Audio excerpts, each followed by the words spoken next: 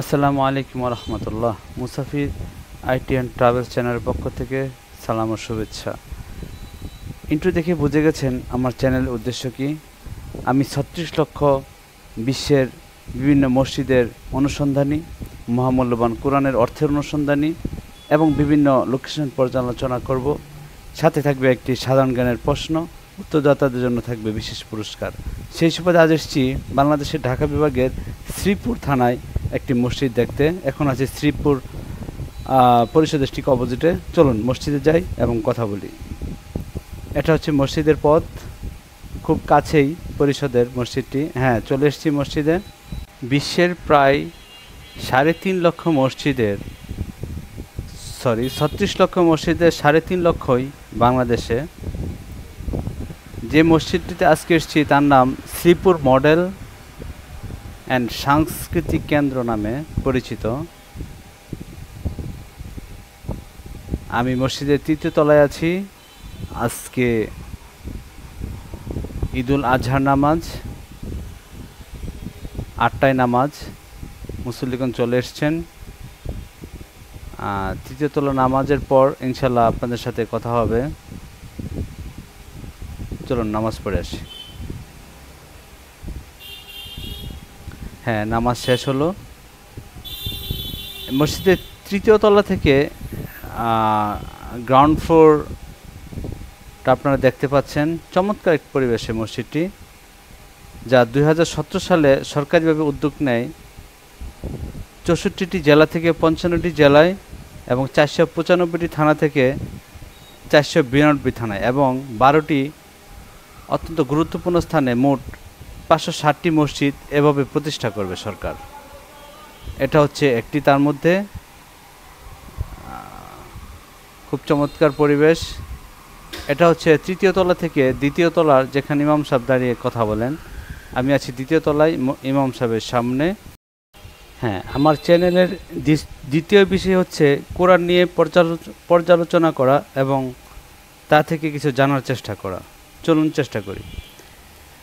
মহামূল্যবান কোরআন আল্লাহ পাক আমাদের নবী হযরত মুহাম্মদ সাল্লাল্লাহু আলাইহি সাল্লামের মাধ্যমে প্রেরণ করেছেন সকল মানবজাতির উন্নয়নের জন্য। সুতরাং এটাকে খুব যত্ন করে আমরা এটাকে যেন দূরে না রাখি, চেষ্টা করব প্রতিটা ক্ষেত্রে এবং প্রতিদিন কিছু না কিছু এটা অর্থ শেখা। এবং আমার চ্যানেলের মাধ্যমে আপনারা পরবর্তী পর্ব থেকে অর্থ দেখার চেষ্টা করবেন এবং আমি জানানোর চেষ্টা করব।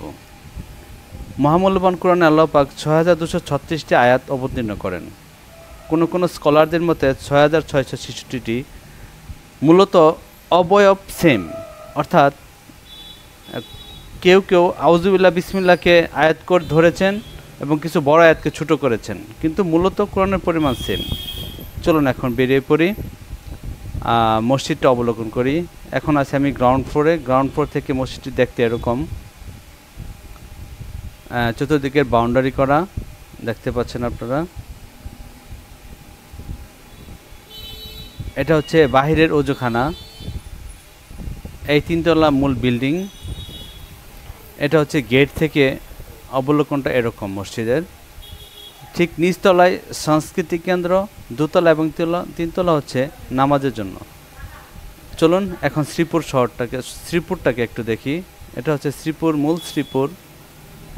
মূল পরিষদের সামনে, যা অত্যন্ত ব্যস্ত থাকে এবং শ্রীপুরের সকল দাপ্তরিক কাজ ঠিক এই অফিস থেকেই সম্পন্ন হয়।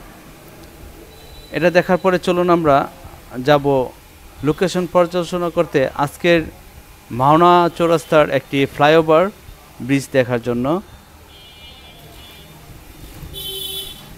শ্রীপুর দেখা শেষ, চলুন মাওনা চৌরাস্তার ফ্লাইওভারে।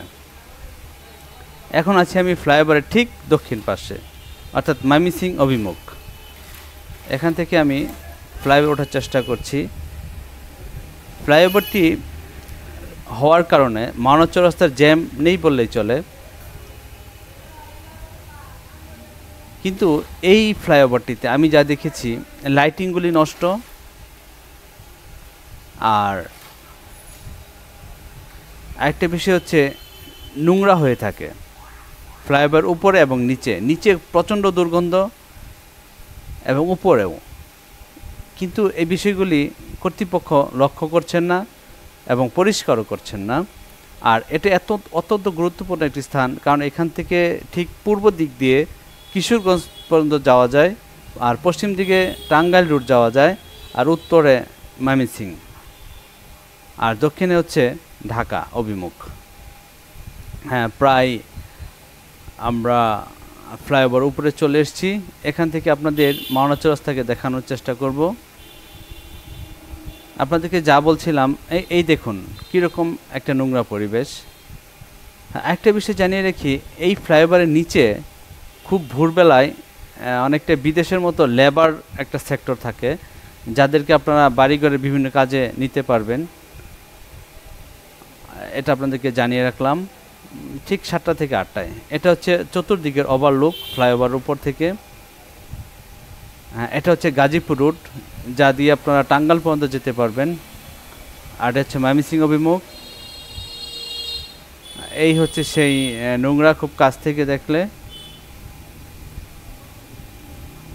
আর পূর্ব পাশ তো বলেছি, এটা ওই মসজিদ হয়ে আপনারা যেতে পারবেন কিশোরগঞ্জ পর্যন্ত। ওই যা বলছিলাম, লাইটিংগুলি নষ্ট।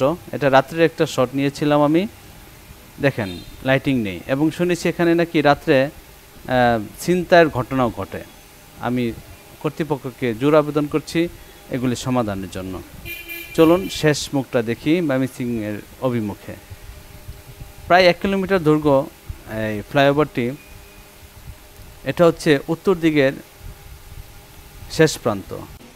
হ্যাঁ, আমার চ্যানেলের 3টি বিষয়ের মসজিদ, কোরআনের বেসিক বিষয় এবং লোকেশন পর্যালোচনা দেখালাম। এখন যাব আপনাদেরকে সাধারণ জ্ঞানের প্রশ্নটি করার জন্য। আমার চ্যানেলের বিষয়গুলো যদি আপনাদের ভালো লাগে, please subscribe and stay with us and press the bell button. আর প্রশ্নটির উত্তর যদি আপনারা সঠিক দিতে পারেন, আমি আপনাদের নম্বরে ইনশাল্লাহ একটি পুরস্কার দেওয়ার চেষ্টা করব। এর জন্য দোয়া করবেন, আমি যেন বিভিন্ন মসজিদ, কোরআনের অর্থ এবং লোকেশন আপনাদের সামনে তুলে ধরতে পারি। আর আজকের প্রশ্ন, বাংলাদেশে মোট মসজিদ কয়টি এবং কোরআনের আয়াত কয়টি? ধন্যবাদ সবাইকে।